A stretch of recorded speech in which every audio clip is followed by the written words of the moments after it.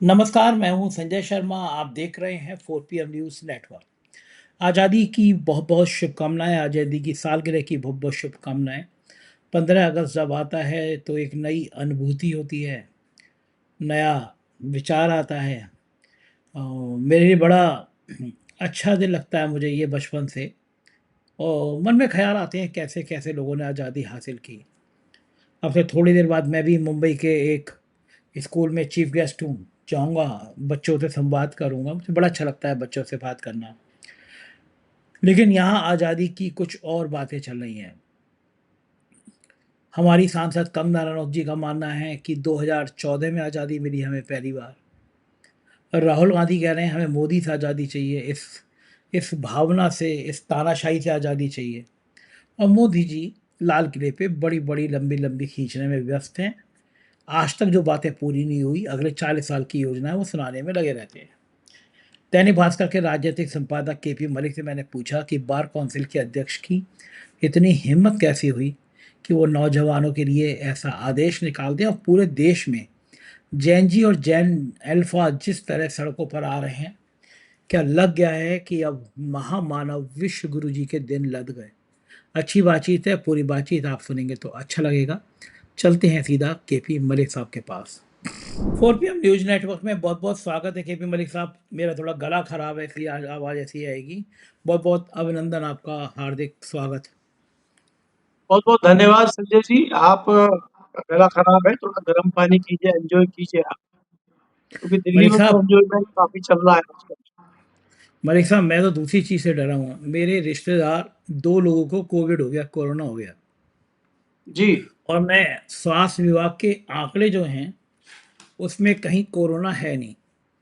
वो इसलिए नहीं है कोरोना नहीं है क्योंकि अगर कोरोना का ज़िक्र कर देगी सरकार, तो फिर ये हो जाएगा कि वैक्सीन पे सवाल उठेंगे, विश्व गुरु जी की कहानी सामने आ जाएगी कि किस तरह वैक्सीन बनाने वाली कंपनी को आनन-फानन में ठेका दिया गया और उस वैक्सीन वाली कंपनी ने भाजपा को हज़ारों करोड़ का चंदा दे दिया। तो कोरोना अगर एक केस भी होता है, तो सरकार को रिपोर्ट करना चाहिए, बताना चाहिए, क्योंकि भयंकर मामला है। और मेरे खुद के रिश्तेदार 2 लोग कोविड पीरियड में उनको कोरोना हुआ, उसमें एक तो लंदन से ही लौट के आए थे और एक और मेरी रिश्तेदार वो घर पे ही थीं। 2 लोगों को कोरोना हुआ। तो मैं भी हम्म कल ऑस्ट्रेलिया से लौट के आया और हम्म आज हम्म सुबह से हम्म मुझे भी बुखार और गले में दर्द। तो मुझे भी सपने में कोरोना ही नज़र आ रहा है कि कहीं ऐसा ना हो कि मुझे भी कोरोना हो गया। लेकिन सर मुझे चिंता, मैंने ट्वीट भी किया कि सरकार को चाहिए अगर एक केस भी है तो लोगों को जागरूक करे भाई। क्योंकि मुझे बहुत लोगों ने बताया कि इस समय उनको बुखार है, खांसी है, गला है। तो मुझे कल अगर मेरी तबीयत ठीक नहीं हुई, मैं भी कोरोना की जांच कराऊंगा अगर कहीं हो गई होगी तो। क्या लग रहा है आपको कि क्यों नहीं सरकार डिक्लेयर कर रही कि अगर मान लो 2 केस भी हैं, तो 2 केस भी कम नहीं होते, इसी तरह बढ़ते चले जाते हैं। ज़िक्र ही नहीं कर रहे, कहीं आँकड़ों में दिखाई नहीं दे रहा है मेरे को। मैंने चैट जीपीटी से पूछा, ग्रोक से पूछा कि क्या भारत में है इस समय कोविड? तो 1 जुलाई में 1 केस की पुष्टि हो रही है, बाकी की बताया नहीं जा रहा। कुछ खतरनाक बात है या नहीं है मलिक साहब? संजय जी, देखिए, सबसे पहली बात तो ये है कि आप किस सरकार से आशा लगाए बैठे हैं वो बोलेगी। जो भारत की सीमाओं पे 6 हमारे शहीद हुए, हमारे जाबाज अधिकारी, जाबाज हमारे लड़ाई लड़ने वाले योद्धा शहीद हो गए ऑपरेशन सिंदूर में, और सरकार जो है बेशर्मी के साथ हाउस में खड़ी होकर कह रही है कि हमारा कोई नुकसान नहीं हुआ। बाद में सेना के लोगों ने कहा, आप सोचिए कि उनके परिवारों को मौका नहीं मिला, उनको शहीद का दर्जा उनको नहीं मिला। तो उस सरकार से आप आशा कर रहे हैं कि वो कोविड डिक्लेयर करेगी और बताएगी कोविड है। संजय जी, यहाँ कोई किसी को कुछ नहीं बता रहा, यहाँ खुद की लड़ाई खुद लड़नी पड़ेगी। मानवीय आधार पे मैं सब्जेक्ट से अलग एक बात कहता हूं कि जब कोरोना की सेकंड लहर आई थी, तो मुझे 2 बार कोरोना हुआ था, और मैं तो वैसे ही लीवर की वजह से वीकनेस भी मेरी रहती है थोड़ी सी। तो अब मैं घर में ही रहा। एक तो मैं अस्पताल में कहीं भर्ती नहीं हुआ। जो जो अस्पताल में भर्ती हुए, उनको भयंकर स्टेरॉइड के इन्होंने इंजेक्शन लगाए और पता नहीं क्या क्या दवाइयां चढ़ा दी, और बहुत सारे लोग वापस घर भी नहीं आ पाए, आप जानते हैं। इसका जो सटीक इलाज है, जो हमने देखा और मैंने खुद यूज किया है, कि इसमें आप थोड़ा गुड़ ले लीजिए, देसी गुड़ अगर आपको मिल जाता है, और जो हम सौंठ पाउडर जो बोलते हैं उसको सुखा के बनाते हैं, अदरक को सौंठ पाउडर, उसको थोड़ा मिक्स कर लीजिए और जब भी आपको लगे दम घुट रहा है, गला चोक हो रहा है, गले में दिक्कत हो रही है, थोड़ा-थोड़ा उसको चूसते रहिए। इसका और कोई इलाज नहीं है, ये अपने समय पे अपने आप ठीक हो जाता है। इसमें होम्योपैथिक भी अच्छी दवाई है और इसमें आयुर्वेद के जो काढ़े हैं, जो गले की सिकाई करें पीने के लिए, वो देसी इलाज इसमें सबसे बढ़िया है। एलोपैथी में इसका कोई इलाज नहीं है, वो सब नकली वैक्सीन थी, सब वो साइड इफ़ेक्ट उनके सामने आ गए, वो सब बातें खत्म हो गई हैं, ये तो आपका दूसरी बात ये बराबर। है संजय जी कि सरकार जो है किसी भी चीज़ की ज़िम्मेदारी नहीं लेना चाहती। कोई एक चीज़ थोड़ा ही है। राम मंदिर में चोरी हो गई, सरकार की कोई ज़िम्मेदारी नहीं है। हाईवे 1200 करोड़ रुपए लगा के हाईवे बना रहे हैं, उसमें 80 गड्ढे हो गए, उनकी कोई ज़िम्मेदारी नहीं है। तो यहाँ ज़िम्मेदारी ले कौन रहा है बताइए? हाउस नहीं चला है, मानसून सेशन एक दिन नहीं चला है। महामानव जी आते हैं, पहले दिन जनगणमन होता है, महामानव खड़े रहते हैं, तो और लास्ट में जो है वंदे मातरम करा के घर निकल लेते हैं, हो गया मानसून सेशन। तो यहाँ जवाबदेही किसी की कुछ नहीं है, तो इसलिए इस चीज़ पे आशा करना, इस चीज़ की उम्मीद करना, मुझे लगता है बेईमानी है और अपने आप को धोखा देना। जी। ठीक कह रहे हैं मलिक साहब। चलिए बातचीत शुरू करते हैं। सबसे पहले पूरे देशवासियों को स्वतंत्रता दिवस की हार्दिक शुभकामनाएं, बधाई। आप सच मायनों में स्वतंत्र रहें। आपको बोलने की आज़ादी हो, आपको अपनी ज़िंदगी जीने की आज़ादी हो। आप क्या खाएंगे और क्या पहनेंगे और क्या सोचेंगे और क्या बोलेंगे, इसकी भी आज़ादी बनी रहे किसी तरह से, ये मेरी कामना है। मलिक साहब, आज़ादी का जिक्र चला तो मैं समझ नहीं पा रहा कि कौन सी आज़ादी का की शुरुआत करूं। एक आज़ादी वो है जब लोगों को मानना है कि भारत 2014 में आज़ाद हुआ था, और ये मैं नहीं कह रहा हूँ, ये देश के सबसे बड़ा मंदिर है, लोकतंत्र का सबसे बड़ा मंदिर है संसद। वहाँ बैठने वाली सांसद हैं कंगना रनौत जी। उन्होंने कहा कि आज़ादी तो वास्तव में 2014 में ही मिली थी हमें। थोड़ी देर बाद विश्व गुरु जी लंबी लंबी व्याख्यान देंगे, लंबी लंबी बातें करेंगे। बातें करने में तो उनका कोई सानी ही नहीं है। वो जो 2014 में जब आए थे, तो बुलेट ट्रेन के लिए कई करोड़ रुपए आवंटित हुए थे। अब 13 साल हो गए। बुलेट ट्रेन कब कहाँ से कहाँ चल गई, अंबानी अडानी जी के घर से उनके घर तक चली गई प्रधानमंत्री जी के, हमें नहीं पता। लेकिन बुलेट ट्रेन के कहीं दर्शन तो नहीं हुए। तो कौन से ख्यालों में आज़ादी की बात करेंगे माननीय विश्व गुरु जी। राहुल गांधी कह रहे हैं असली आज़ादी तो इन बीजेपी से मुक्ति को असली आज़ादी है। कौन सी आज़ादी का बात कर रहे हैं, कंगना रनौत वाली, राहुल गांधी वाली, या विश्व गुरु जी की हवाई बातों वाली? संजय जी देखिए, आज स्वतंत्रता दिवस की हम सुबह-सुबह बात कर रहे हैं। सबको मैं भी अपनी तरफ से बधाई देना चाहता हूँ। सबको बहुत-बहुत शुभकामनाएँ 15 अगस्त स्वतंत्रता दिवस की। आज हमारे महामानव जी लाल किले की प्राचीर से जिस प्रकार से छोड़ते रहे हैं, ये इस कार्यकाल का तीसरा उनका झंडारोहण है। और आप ये देखिए कि देश में जिस प्रकार से माहौल चल रहा है और हाल ही में जो हालत हुई है मानसून सत्र में, बहुत ज़्यादा बोलने की स्थिति में मेरे को दिखाई देते नहीं है। हालाँकि जो थीम ली है इन्होंने, युवाओं की थीम ली है, तो मुझे लगता है इनका भाषण का 80% जो मामला है वो युवाओं पे ही चलेगा। क्योंकि युवाओं का वैसे तो ये जवाब दे नहीं पा रहे, युवाओं का सामना तो ये कर नहीं पा रहे। तो लाल किले की प्राचीर से लंबी-लंबी हाँक के युवाओं को सम्मोहित करने की कोशिश ये करेंगे। क्योंकि यहाँ तो कई लोग इनके कह चुके हैं कि मोदी जी तो सीधे संवाद करते हैं। मोदी जी ये ऐसा संवाद नहीं करते कि आप पलट के उनसे सवाल पूछ लें।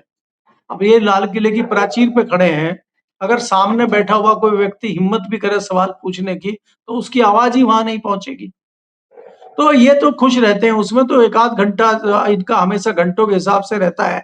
2 घंटा, ढाई घंटा, पौने 2 घंटे, तो 1 डेढ़ घंटा ऐसा खींच देंगे, मुझे ये उम्मीद है।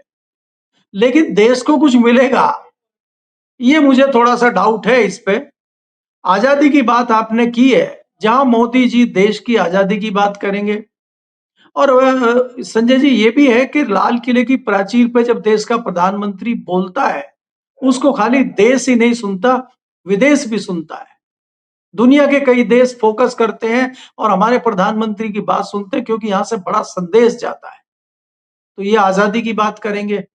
और विपक्ष इनसे आजादी की बात कर रहा है सड़कों पे, युवा इनसे आजादी की बात कर रहा है सड़कों पे। तो ये क्या बोलेंगे, कैसे बोलेंगे, इसमें थोड़ा-सा हमें आश्चर्य है, और वो तो सुन के ही पता लगेगा, अभी चंद घंटों में आपको पता लग जाएगा। दूसरी जो ज़िक्र किया आपने कि एक इनकी सम्मानित सांसद हैं जिनको आज़ादी 2014 में मिली है, वो लंबी फ़हरिस्त है। उसमें कई लोग हैं, वो अकेली नहीं है इस सफ़र में, उनके सफ़र के कई साथी हैं। बात दूसरी ये है संजय जी कि जो मामला चल गया है, जिस परिस्थितियों में धर्मेंद्र प्रधान का इस्तीफा हुआ है, जो जेन-ज़ी सड़कों पे निकल गया है, ताज़ा खबरें ये है कि आप तो देश में थे नहीं, जो नया जैन अल्फा आया है, ये ज़्यादा खतरनाक है। आज तो लखनऊ में भी धावा बोला है उसने, कन्नौज में धावा बोल दिया, कन्नौज में जो है जैन अल्फा पहुंच गया है, सीधा डीएम को टारगेट करता है, जिला प्रशासन को टारगेट करता है, कमिश्नरी में टारगेट करता है, प्रिंसिपल को बंधक बना ले रहा है, सवालों से छोड़ता नहीं है वो। तो ये हालात देश में पैदा हो गए कि लोग सवाल पूछना लोगों ने शुरू कर दिया है। अब लोग सवाल पूछ रहे हैं। बहुत बड़ी घटना ये हुई कि हैदराबाद की एक बहुत बड़ी लॉ की यूनिवर्सिटी है, बहुत फेमस यूनिवर्सिटी है। वहां पे जो बैच नया निकलता है वकीलों का 2026 का, उसमें ये हुआ कि जनरली उसमें chief justice of India degree बांटने जाते हैं, और हमारे जो चीफ जस्टिस है उनको आमंत्रित किया गया डिग्री बांटने के लिए। लेकिन वहां छात्रों ने, विद्यार्थियों ने, और जो नए डिग्री धारक थे, उन्होंने मना कर दिया कि हम इनके हाथ से डिग्री नहीं लेंगे। और ऐसे करीब 400 छात्र, 400 बच्चे, 400 विद्यार्थी हैं संजय जी। 80 छात्रों ने तो चिट्ठी पे साइन करके दिया है कि हम बिल्कुल इनके हाथ से डिग्री नहीं लेंगे, और अगर आप नहीं मानेंगे तो उनका विरोध करेंगे। आप सोचिए, चीफ जस्टिस ऑफ इंडिया कितना बड़ा पद देश का है, उनके खिलाफ इस तरह से युवा खड़ा। तत्काल इस पे एक्शन लेना पड़ा, और चीफ जस्टिस ऑफ इंडिया ने अपना प्रोग्राम कैंसिल कर दिया। अब एक क्रांतिकारी है जो तुरंत एक्टिव हुए, उनका नाम है अनंत मिश्रा। उनका जो है दिमाग जागृत हुआ, और उन्होंने कहा ये बहुत अच्छा मौका है महामानव की नजरों में आने के लिए, चाणक्य की नजरों में आने के लिए, और चीफ जस्टिस ऑफ इंडिया की नजरों में आने के लिए बहुत बढ़िया मौका है। तो तुरंत उन्होंने चिट्ठी जारी करी कि जो 2026 का बैच निकलेगा अधिवक्ताओं का, उनको भारत में कहीं भी इम्पेलन नहीं किया जाएगा, और वो भारत की किसी भी कोर्ट में प्रैक्टिस नहीं कर पाएंगे। तो ये तो आपने जो है जख्मों पे नमक छिड़कने का काम कर दिया। तो इसमें क्या था कि पहले तो युवा छात्र थे जो नौकरी पे आंदोलन कर रहे थे, जिनको आप कॉकरोच बता रहे थे, तो वो तो कॉकरोच जागृत हो गए, और नए वकील कॉकरोच भी आ गए, और कॉकरोचों ने ये कह दिया कि अगर आप तत्काल इसको वापस नहीं लेते हैं तो आपके दफ्तर के बाहर, आपके घर के बाहर आंदोलन होगा। मिश्रा जी इतने डर गए, चिट्ठी जारी कर दी, भाई मैं वापस लेता हूं। इसको बोलते हैं थूक के चाटना। आपकी लैंग्वेज चीफ में कहते हैं जब जस्टिस समय। चीफ चीफ जस्टिस साहब ने भी कहा कि मेरे और छात्रों के बीच का मामला है, आप कौन होते हैं बीच में बोलने वाले। नहीं, चीफ नोटिस जस्टिस नोटिस ने भी तो जारी उसमें कर मरहम लगाने की कोशिश की संजय जी। चीफ जस्टिस के पास जब लोग सब पहुंचे लगा। तो चीफ जस्टिस ने तो मरहम लगाने की कोशिश की कि भाई ये मेरे और उनके बीच का मामला था, आप काहे कूद पड़े, आप हैं कौन। क्योंकि सवाल यहाँ ये बनता है कि मिश्रा जी आप कौन है, बार काउंसिल ऑफ इंडिया का क्या लेना देना इसमें। बार काउंसिल ऑफ इंडिया किस अधिकार से ये आदेश दे सकती है कि आप इनको इम्पेनल नहीं करेंगे कहीं भी। उसके बाद ये तत्काल इन्होंने वो चिट्ठी हटाई, और इन्होंने नई चिट्ठी जारी कर दी। इन्होंने कहा कि भाई नहीं नहीं, वो थोड़ा ये हो गया, और ऐसा कुछ नहीं। अब आप ये बताइए कि जो लोग इस साजिश में शामिल हैं, उनकी जांच पड़ताल करके हमें उनके नाम दीजिए, और हम उस पर एक्शन लेंगे। तो फिर ये हो गया, भाई आप एक्शन किस अधिकार से लेंगे। फिर यूनिवर्सिटी ने भी चिट्ठी जारी की कि पहले हम एक्शन लेंगे, हम देखेंगे, हम जांच पड़ताल करेंगे क्या मामला, तब तो आप आएंगे। आप हैं कौन, आपका क्या लेना देना, आप किस अधिकार से पूछ रहे हैं। अब सवाल ये आ गया है कि उन्हीं से सवाल पूछे जाने लगे हैं कि आप 2012 से बैठे हुए हैं, 14 साल का आप ही हिसाब किताब दीजिए, और जो 14 करोड़ रुपए आपने लिए हैं वो कहाँ लगाए हैं, आप पहले अपना हिसाब किताब दीजिए। तो ये खड़ी लाठी और पड़ी लकड़ी जो मिश्रा जी ने ली है, अब वो इसमें फंस गए हैं। तो हमें ये लग रहा है कि कहीं ऐसा तो नहीं है कि 15 अगस्त की पूर्व संध्या पे, 15 अगस्त की जो है अगली संध्या पे एक और नया इस्तीफा हो जाए देश में, क्योंकि ये जो है महामानव के बड़े करीबी हैं, भाजपा के राज्यसभा के सांसद हैं लगातार दूसरी बार। तो ये तो बहुत प्यारे हैं और बहुत न्यारे हैं और बहुत दुलारे हैं। तो कहीं दुलारे का अगर ये इस्तीफा हो गया संजय जी, तो फिर देश में क्या माहौल बनेगा? और जिस प्रकार से अग्रेसिव हैं लोग, उससे तो मुझे लग रहा है कि बिना इस्तीफे इनका पीछा छूटेगा नहीं, क्योंकि सवालों की बौछार चल रही है आज पूरे दिन से। जी। देखिए, वो जो मेरा प्रिय विषय है ना, प्रिय डायलॉग है मेरा, कि जब वक्त हाँ, खराब होता है तो ऊंट पर बैठे आदमी को भी कुत्ता काट लेता है। बार जी, काउंसिल ऑफ इंडिया में इसके अध्यक्ष में इतनी अकल नहीं है कि वो देश में चल क्या रहा है इसकी नब्ज पहचान सके।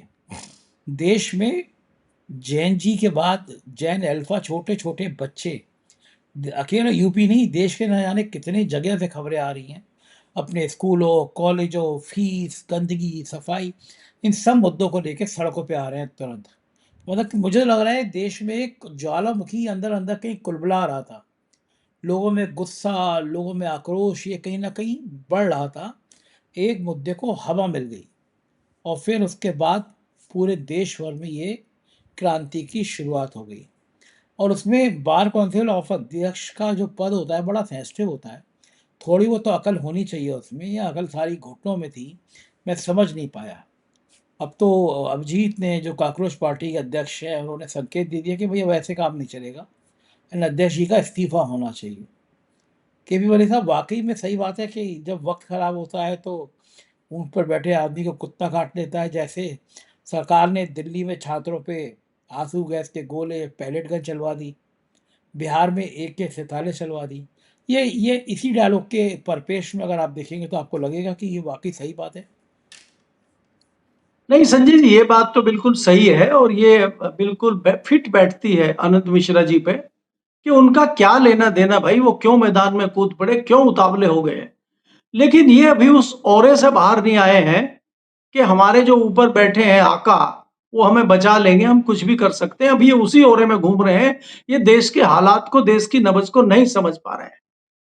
संजय जी, बात ये है, कई लोग हमसे सवाल पूछ रहे हैं कि यार ये इतनी चाबी किसने भर दी है राहुल गांधी में? राहुल गांधी एकाएक ऐसे कैसे हो गया है? कहां से उसको एनर्जी मिल रही है, कहां से ताकत मिल रही है, और कहां से ऐसा हो रहा है कि पहली बार गृह मंत्री और प्रधानमंत्री दोनों दुबके हुए हैं और राहुल गांधी शेर की तरह घूम रहा है। आपको पता है कि परसों एक प्रोग्राम मावलंकर हॉल में हुआ है और उसमें खूब परतें खोली है राहुल गांधी ने। और राहुल गांधी ने उसमें बताया है कि मेरे पास जो है तमाम सरकार के अधिकारी खबरें भेज रहे हैं अंदर की। और सूचना मेरे पास ये है संजय जी, जो मेरे सूत्र बता रहे हैं कि राहुल गांधी इसलिए इतना कूद रहे हैं कि ये जो जंतर मंतर पे हुआ, ये जो तथाकथित चाणक्य ने आदेश दिए, उनकी सबकी रिकॉर्डिंग और उनके सबके तथ्य राहुल गांधी के हाथ लग गए हैं। इसीलिए जो है चाणक्य जी कुछ बोल नहीं पा रहे हैं, क्योंकि ये कुछ भी बोलेंगे तो ये उसमें फंसेंगे, उसमें लिपट जाएंगे ये। और फिर जो है ये अपने मनन मिश्रा जो हैं, वो तो मनन मिश्रा से मामला फिसल के इधर आ जाएगा और फिर ऊँट वाली कहावत आप इनके लिए कहेंगे, क्योंकि ये इसमें फँस चुके हैं। इसीलिए राहुल गांधी जो है वहां चढ़ा के ऐसे शेर की तरह माइक लेके बोल रहा है। और हालांकि कोशिश बहुत कर रहे हैं ये कि मेलोडी वाला मामला करके और वो दीक्षित वाले मामले में उसको डाइवर्ट कर दिया जाए, उलझा दिया जाए। तो आज मैं आपको एक पर्सनल बात बताता हूँ, जो मेरी हरियाणा से मुझे फोन आया और हरियाणा का एक वो बड़ा दबंग ताऊ है, उसने ये कहा, कह रहे ये क्या चल रहा है मलिक साहब, तुम कुछ बता नहीं रहे, मेलोडी पेलोडी कौन है ये? हमें तो ये बताया कि एक शेर था और वहां से जो है इटली से लाया था एक एक एक वो, वहां तो उसको वो कहते हैं ना, क्या हरियाणा में तो उसको ये कहते हैं कि वो बहू लाया था भाई, औरत लाया था वो तो वहां से, लुगाई कहते हैं, सीधा सीधा बोला। हमारा एक शेर था वो इटली से लुगाई ले आया था। अरे एक यो है, यू वहां यू से टॉफी खिला रहा है जाके, इसकी हिम्मत नहीं पड़ रही है, ये तो नाम खराब कर रहा है देश का। तो इस तरह के चर्चे ग्राउंड पे होने शुरू हो गए हैं। तो आप ये सोचिए कि जो ये कई लोग ये सोच रहे थे कि भाई उसने दीक्षित ने गले मिले राहुल गांधी के और संदीप दीक्षित ने कह दिया कि आप क्या समझ के मुझे गले लगा रहे हैं, तो उसको तूल देने की कोशिश करी इनके कुछ लोगों ने, लेकिन उसमें मामला चल नहीं पाया। जैसे गीली लकड़ी में आप हवन कई बार करते हैं और माचिस लगाते हैं, दिया लगाते हैं, वो आग पकड़ती नहीं, फिर आप कपूर डालते हैं, बड़ी मुश्किल से आग पकड़ती है, वो पकड़ ही नहीं रही आग। तो इसीलिए ये मुद्दे ने भी आग पकड़ी नहीं है और मामला खत्म हो गया। आज की डेट में राहुल गांधी किसी भी पत्थर पे हाथ रख रहे हैं, वो सोना बन जाए। और मोदी जी और अमित शाह जी अगर किसी चीज को भी छूते हैं तो पत्थर बन जा रहा है। अब ये पत्थर बन गए अनंत मिश्रा जी, ये खाम खाम यहाँ घुसे। धर्मेंद्र प्रधान जी पत्थर बन गए। तो ये मामला अब शुरू हो गया है। अब ये देखिए कि ये पहुंचता कहाँ तक है। जी। मलिक साहब, आपकी बातों में मज़ा आ जाता है। आप जो ये गांव के स्टाइल में आपने जो किस्से सुनाते हैं ना, ये मज़ेदार होते हैं। मतलब वो भाषा और उनके कहने का तरीका, हरियाणा के लोगों की शैली अलग ही होती है। और आपकी इसी शैली के कारण आपका शो बड़ा हिट है। आपके कारण आज आप और मेरी टीम की मेहनत के कारण 4 PM के 87 लाख 87 लाख सब्सक्राइबर पूरे हो गए। तो बहुत बहुत शुक्रिया मलिक साहब। 33 करोड़ व्यू संजय जी मलिक साहब आपको बहुत 33। मलिक साहब, सबसे ताज्जुब की बात है, पिछले 28 दिनों में 33 करोड़ व्यू हैं इस समय 4 PM के। यानी 1.25 करोड़ लोग रोज देख रहे हैं 4 PM को। 1.25 करोड़ व्यू रोज आ रहे हैं 4 PM के। मुझे तो खुद हैरानी नहीं हो रही कि देश में कहाँ से इतने लोग आ गए जो 4 PM को इतना प्यार मिल रहा है। 1.25 करोड़ व्यू रोज आना, मतलब मैं अचंभित हूँ। नहीं संजय जी, एक तो वो आपकी मेहनत है, दूसरा क्या है कि जो सच खबर सच हम पहुंचाने की कोशिश करते हैं उस चीज को लोग लाइक करते हैं। वो भी समझ रहे हैं कि सच ला रहे हैं और किन हालात में ला रहे हैं, किन परिस्थितियों में ला रहे हैं। मुझे इंडिविजुअल फोन बहुत आते हैं, मैं आपको बताऊं, देश विदेश से फोन आते हैं, भारत से तो बहुत फोन आते हैं। आज मैंने इसीलिए तो बताया कि हरियाणा का ये बिल्कुल ताजा मामला है। मैं तो इस एंगल पे सोचा भी नहीं था, उन्होंने मेरे को याद दिलाया। और मैं तो फिर भी थोड़ा सा और उसको थोड़ा सोच के बोल रहा हूँ। उन्होंने तो बिल्कुल ठेठ अंदाज में कहा, अरे बोला हमारा शेर वो लुगाई ले आया था और तुम ये क्या बात कर रहे हो, उसी उस अंदाज में उन्होंने बोला। तो वो तो बोलते हैं। संजय जी यही नहीं बोला, पश्चिमी उत्तर प्रदेश से फोन आए, उन्होंने कहा हमारा शेर था सतपाल मलिक और वो मरते दम तक नहीं डरा इनसे, और मलिक साहब तुम भी मत डरना। अरे मैंने कहा मुझे कहा सतपाल मलिक से जोड़ रहे हो भाई, मैं अपना पत्रकार हूँ, वो तो गवर्नर थे, वो तो सिस्टम में थे, उनको सब पता था। अरे बोला भाई उनका जाके घर तो देख लो, उनके घर पे सीबीआई ईडी भेजी थी इन्होंने, और वहां टूटी हुई खाट मिली थी। और यहाँ जब दिल्ली में उसके घर पे गए तो 2 पजामे 2 कुर्ते मिले थे, एक कमरे का फ्लैट था उसका। तो आपका भी ऐसा ही होगा? मैं कहा नहीं, मेरा उससे भी छोटा है। तो इस तरह से लोग जो आपका उत्साह बढ़ाते हैं और लोग कहते हैं कि आप लगे रहो, भाई हम किस लिए लगे हैं? हम सच्चाई जनता तक पहुंचा रहे हैं, और हमने कौन सा इसमें कोई बड़ी चीज कर रहे हैं? ये तो करने के लिए कोई भी कर सकता है, लेकिन उसके लिए हिम्मत चाहिए, उसके लिए जमीर चाहिए संजय जी। तो हम तो सच बोलने के आदी हैं, सच बोल रहे हैं। आज मैं आपको बता रहा हूं कि एक जवान का फोन मुझे आया, वो पहले अगरतला में ड्यूटी में था, आज वो कश्मीर की ड्यूटी में है, और वो ये कह रहा है कि सर हम यहाँ क्या करें, हमारी पेंशन भी बंद हो गई, हमारी सारी फैसिलिटी बंद हो गई, और हमारे ऊपर इतना प्रेशर है, हम क्या करें। मैंने उनको उदाहरण दिया कि आप ऐसे पेड़ की रक्षा कर रहे हो, बाहर से बंदूक लेके खड़े हो, आपके पीछे एक बड़ा वृक्ष खड़ा हुआ है और आपको पता भी नहीं है कि वृक्ष में क्या चल रहा है। आप तो बाहर से आने वाली शक्ति को ही तो आप करोगे, यहाँ पेड़ के अंदर दीमक लग रही है धीरे धीरे।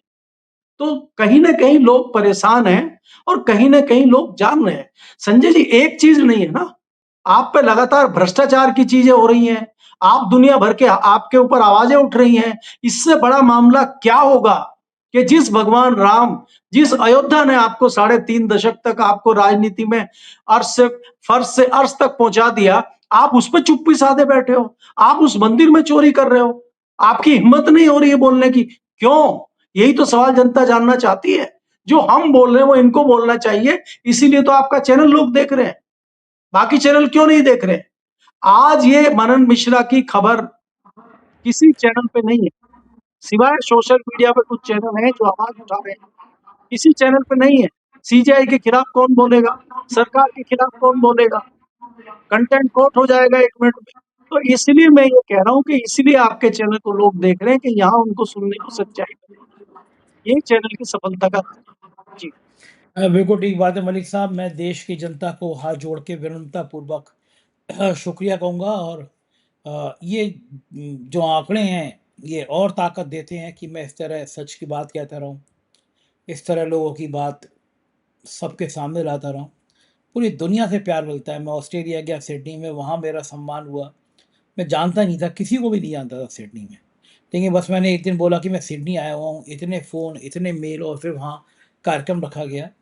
तो ये अभिभूत हूँ मैं इन सब चीज़ों से। बहुत-बहुत शुक्रिया मलिक साहब, आपने मुझे समय दिया, प्यार दिया, शुक्रिया, थैंक यू। ये थे केपी मलिक जी, पूरी बातचीत आपने सुनी, और मैं खुद हैरान हूँ कि, बल्कि मैं कहता भी रहता हूँ कि जब वक़्त बुरा होता है, तो ऊँट पर बैठे आदमी को कुत्ता काट लेता है, और ये इसका जीता जागता उदाहरण है, जो बार काउंसिल के ऑफ इंडिया के अध्यक्ष ने कर डाला।